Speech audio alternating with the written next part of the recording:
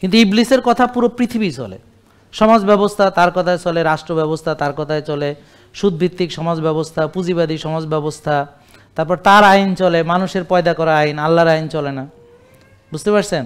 তার নীতি চলে সবখানে, বুঝতে পারছেন? তার বসানো গণতন্ত্র চলে সব জায়গায়।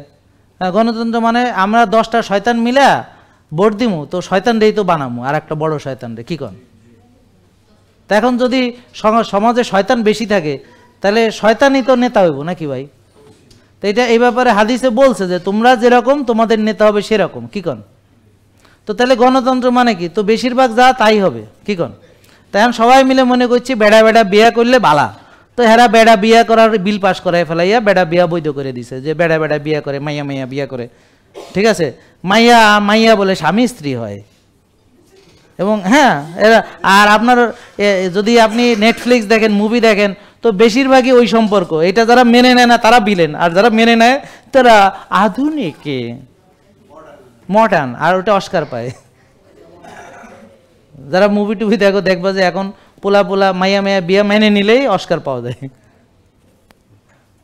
হ্যাঁ, বাপ মা কেন মানে নাই, ভুল করছে, মাইয়ার জিনিসটা মেনে নেওয়া উচিত ছিল। পরে মা তা বুড়ো মরার আগে ভুল বুঝতে পারছে, হ্যাঁ, যে আমার মাইয়া আর এক মেয়ের বিয়ে করছে, এটা মা না মানে আমার বিরাট অন্যায় হয়েছিল। হ্যাঁ, তো অন্যায় মেয়ে পরে সে ভুল বুঝতে পারে, ক্ষমা টমা চাইয়া, তার ক্যান্সার হয়েছে, এরপর মরে গেছে, ক্ষমা টমা চাইছে, আমি ভুল হয়ে গেছে, আসো এবার মিলাই দিই, এবার মাইয়া মাইয়ারে মিলাই দিছে, নাউজুবিল্লাহ। এগুলো হইতে আছে এখন হলিউড মুভি, নাকি? বুঝেন নাই? মানে এগুলো বৈধ করা আর কি, মানুষের কাছে এটা অ্যাকসেপ্টেন্স বাড়ানো। কথা বুঝতে পারছেন? অ্যাকসেপ্টেন্স বাড়ানো মানুষের ভিতরে, সব এগুলো দেখাইতে দেখাইতে মানুষ এটা অ্যাকসেপ্ট করে ফেলে, বুঝতে পারছেন? হ্যাঁ, তাদের সকল মিডিয়া কে নিয়ন্ত্রণ করে? ডাইরেক্ট ইবলিস নিয়ন্ত্রণ করে, বুঝতে পারছেন? আমরা যে এই কথাগুলো বলতেছি, দেখবেন এই যে বাংলাদেশে আমার ফেসবুক পেজটাই নাই, তাহলে বোঝেন। আর ইংরেজিতে কথা কইলে কত আগে এটা চলে যাইতো, বাংলা বলাতে এতদিন টিকে আসিল, বুঝেন নাই কথা? তো এরকম কেন নাই? কারণ এই যে আমাদের লাখ লাখ মানুষ সুস্থ হয়েছে, ওষুধ মুক্ত হয়েছে, তাই হামলা এখানে হয়েছে।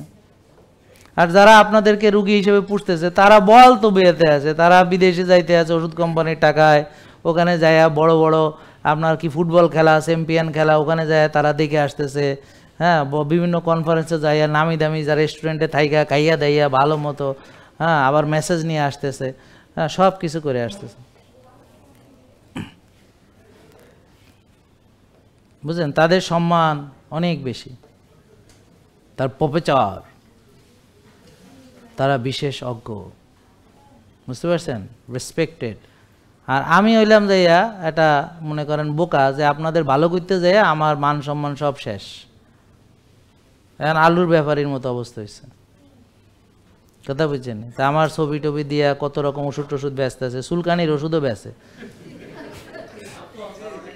হ্যাঁ, আমি ওই যে লিফটে উঠতেছি, তো এক ভাই একটু মানে একটু স্যার আসলে ওই যে একটা দেখলাম ওই অ্যালার্জির ওষুধ আপনার চেহারা ছবি দিয়ে, আমাকে ভাইয়া এই ওষুধ তাহলে আর ওই অ্যালার্জির ওষুধ আমার ছবি দিয়ে কেনার দরকার, তুই ফার্মেসিতে যে কিনে খানা ভাই, ফার্মেসি থেকে অ্যালার্জির ওষুধ অসুবিধা, তোর চুলকানি হয়েছে ওই না, যা কিনে খা, তোকে ফেসবুক লাগে নাকি অ্যালার্জির ওষুধ কিনতে? আমরা তো ওষুধ মুক্ত আর বুদ্ধি শিখে, এটা কঠিন, কত কিছু কষ্ট করা লাগে, ব্যায়াম করা লাগে, কত কিছু লাগে।